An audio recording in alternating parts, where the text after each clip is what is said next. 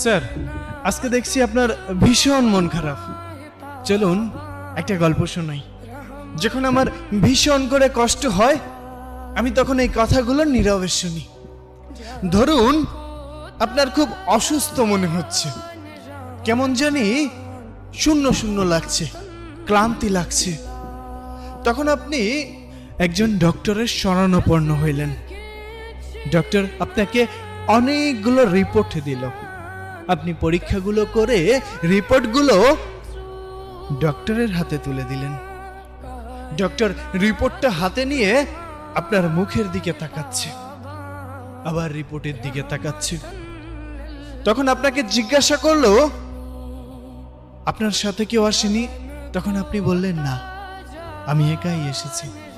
অনেক দিন ধরেই ক্লান্ত মনে হচ্ছে, কেমন জানি মনে হচ্ছে, আমি জানি না।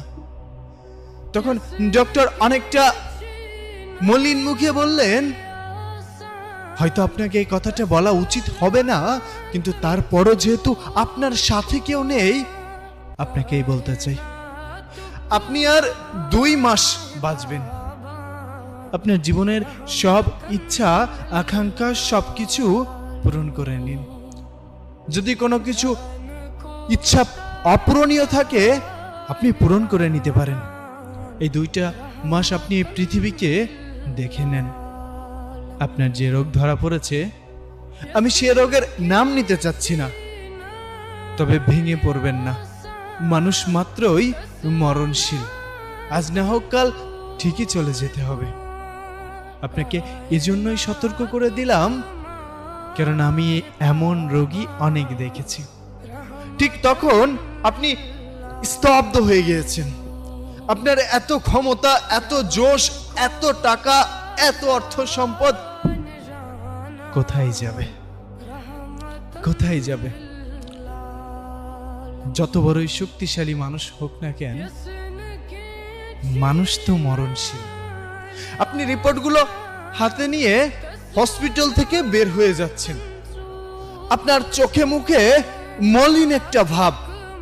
আপনি চারপাশটা খুব মনোমুগ্ধকর ভাবে তাকিয়ে আছেন, প্রকৃতি দেখছেন।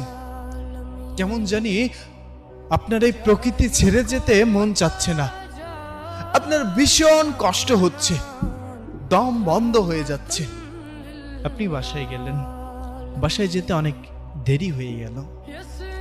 তখন প্রতিদিনের মতো আজও বাবা বলে উঠলো, দেখো তোমার গুণধর ছেলে এসেছে, নাও এখন হাত পা ধুয়ে খাবার দাও, খেয়ে আবার বের হোক। সারাদিন তো কোনো কাজকর্ম নেই, ঘুরবে ফিরবে আর বাবার ঘাড়ে বসে খাবে। আপনি কথাগুলো শুনছেন, কিন্তু আজ আর কোনো প্রতিবাদ করলেন না। আজ শুধু নীরবে শুনে গেলেন কথাগুলো। ওপাশ থেকে মায়ের কণ্ঠ ভেসে আসলো, টেবিলে খাবার আছে, নিয়ে খেয়ে ঘুমিয়ে পড়। আমি কোনো কথা বললাম না, চুপচাপ টেবিলে গিয়ে খাইতে বসলে। কি মনে হবে? বারবার মনে হচ্ছে, খাবার এক এক লোকমা যখন মুখে দিচ্ছেন, আপনার কাছে মনে হচ্ছে এটাই হয়তো শেষ মায়ের হাতের রান্না। আপনার খুব ভালোবাসা পেতে ইচ্ছা করছে। চোখের পানি খাবারের প্লেটে এসে পড়ছে।